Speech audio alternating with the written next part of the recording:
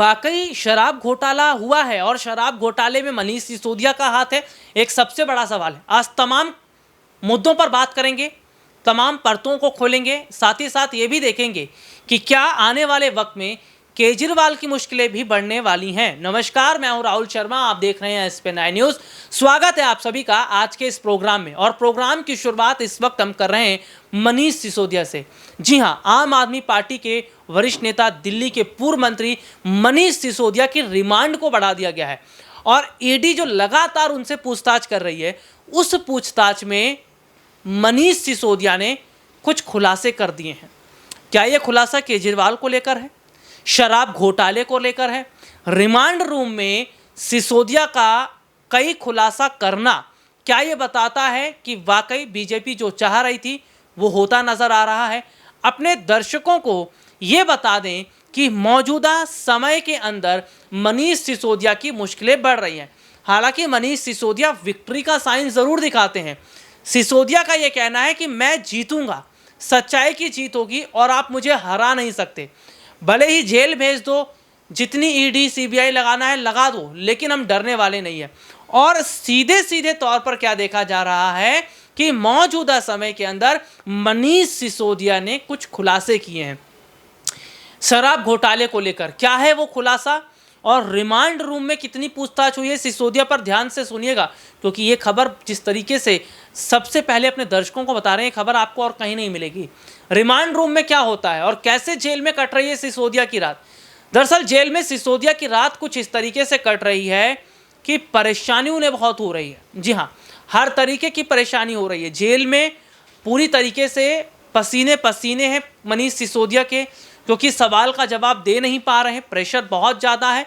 और खबर निकलकर सामने आई कि रिमांड रूम में सिसोदिया ने शराब घोटाले पर कुछ बातें कही हैं। उन्होंने ये कहा है कि दिल्ली की सरकार ने शराब जो है एक पर एक फ्री का ऑफर ज़रूर दिया था, और पेटी पर जो पेटी फ्री है वो ज़रूर हुई थी। वो इसलिए किया गया, या शराब फ्री इसलिए की गई ताकि राजस्व बटोरा जा सके, क्योंकि दिल्ली सरकार के पास राजस्व उतना नहीं था। क्योंकि कोरोना का जो वक्त आया उसमें दिल्ली की जो सरकार है उसने काफ़ी ज़्यादा पैसा इस्तेमाल किया लोगों की सुविधा के लिए, राशन बांटना, खाने बांटने में तो कमी हो गई राजस्व की। तो सरकार ने ये शराब पर ऑफर जारी कर दिया। शराब घोटाले पर मनीष सिसोदिया का ये कहना है कि शराब का घोटाला हुआ नहीं है और ना कोई इस तरीके की बात है। मनीष सिसोदिया ने तो ये भी कहा है रिमांड रूम में कि पहले भी तो उनसे पूछताछ हो चुकी है, पहले भी उनके पुश्तैनी गांव पर छापे मारे गए, उनके घरों पर छापे मारे गए, उनके बैंक अकाउंट को खंगाला गया, कितना कैश उनके पास है, कितनी संपत्ति है, सोना, जेवर जेवरात, हीरा, कितना कितना कुछ उनके पास है, सब जांच कर चुकी है। लेकिन उसके बावजूद उन्हें दोबारा पकड़ा गया है, इससे ज़्यादा वो कुछ नहीं जानते। उधर ये कहा जा रहा है कि मनीष सिसोदिया इस बात को जानते हैं कि शराब घोटाले में अरविंद केजरीवाल का भी हाथ है, और अगर सिसोदिया ने अरविंद केजरीवाल का नाम ले लिया तो बहुत मुश्किल हो जाएगी। इन दिनों आम आदमी पार्टी फिलहाल ज़्यादा शांत नज़र आ रही है। चाहे आम आदमी पार्टी के प्रमुख अरविंद केजरीवाल की बात कर लें या और प्रवक्ताओं की बात कर लें, जिस तरीके से वो सरकार पर हमलावर रहते थे या मोदी सरकार को घेरते थे, सरकारी एजेंसियों को घेरते थे, वो फिलहाल अभी होता नज़र नहीं आ रहा है। क्योंकि सीधे सीधे तौर पर देखा जा रहा है कि जो करोड़ों की डीलें हुई हैं शराब घोटाले में, जगह जगह हम देख रहे थे, आप भी देख रहे थे, शराब के ठेके खुले हुए थे, लेकिन वो लीगल नहीं थे। एक शराब के ठेके खोले जाते हैं जिस पर गवर्नमेंट बाकायदा लाइसेंस देती है, लाइसेंस के आधार पर बेचा जाता है, लेकिन हम देख रहे थे कि जगह हर दूसरी तीसरी दुकान पर शराब मिल रही है। तो ये प्राइवेट ठेके खोले गए थे, और जो जितने जितने प्राइवेट ठेके खोले गए उसमें करोड़ों अरबों रुपए कमाया गया। जिसने अच्छा खासा मोटा पैसा दिया उनको शराब के ठेके दिए गए, और ऐसे में देखा गया कि सरकार ने, केंद्र सरकार ने बाद में जो शराब के ठेके थे उस सबको बंद कर दिया। उसके बाद तमाम तरीके से हमने देखा कि जांच भी शुरू हो गई, और तो और कई बड़े जो शराब के व्यापारी थे उनके घरों पर छापे मारे गए उनके घरों से बड़ी संख्या में कैश बरामद हुआ। तो ऐसे में जो उनके घरों से कैश बरामद हुआ और जगह जगह जो प्राइवेट ठेके खोले गए थे, ये ऐसे ही तो नहीं खोले गए थे, इसमें भी आम आदमी पार्टी का बड़ा हिस्सा था, सरकार का बड़ा हिस्सा था, अरविंद केजरीवाल का हिस्सा था। सत्ता पक्ष इस तरह के सवाल पूछ रही है। लेकिन देखिए चौंकाने वाली बात क्या है कि आज हम क्या देख रहे हैं कि विपक्षी पार्टियों पर शिकंजा जिस तरीके से ईडी, एनसीबी, सीबीआई ने कसा है, ये चौंकाने वाली बात है। क्योंकि ये सवाल किया जा रहा है कि ये जो सरकारी एजेंसियां छापे मार रही हैं, ये केवल सत्ता पक्ष पर, ये केवल विपक्षी पार्टियों पर क्यों?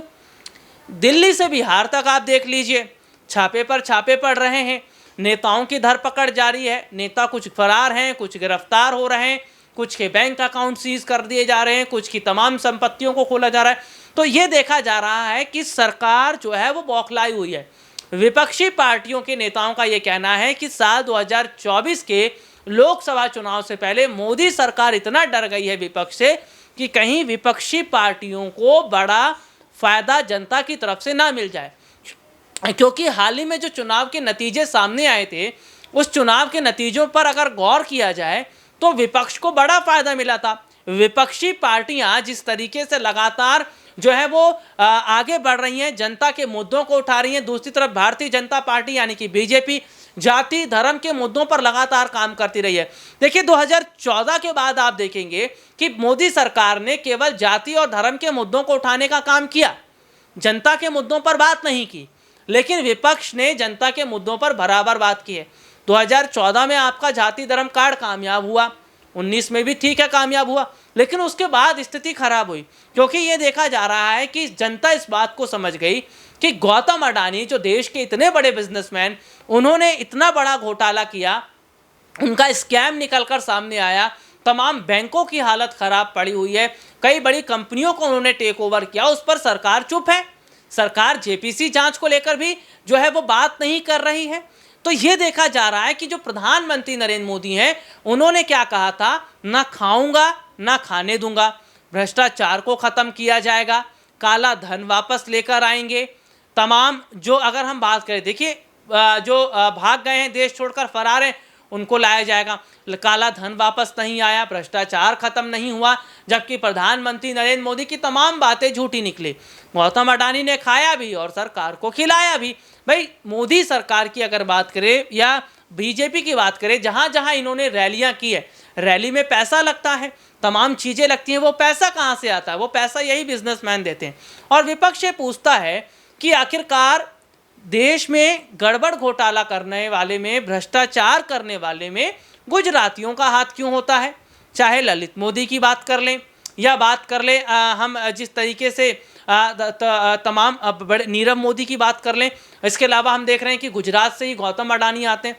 तो गुजरातियों ने जो देश को बर्बाद करने का काम किया है, इस पर विपक्ष आज हल्ला बोल रही है। और ये माना जा रहा है कि 24 के चुनाव से पहले ये तो शुरुआत है, ये ट्रेलर है। आने वाले वक्त में और कई नेताओं की धरपकड़ होगी और आने वाले वक्त में कई और नेताओं को गिरफ्तार भी किया जाएगा। आज के लिए इतना ही, आपसे फिर दोबारा मुलाकात होगी, तब तक के लिए इजाज़त दीजिए, नमस्कार।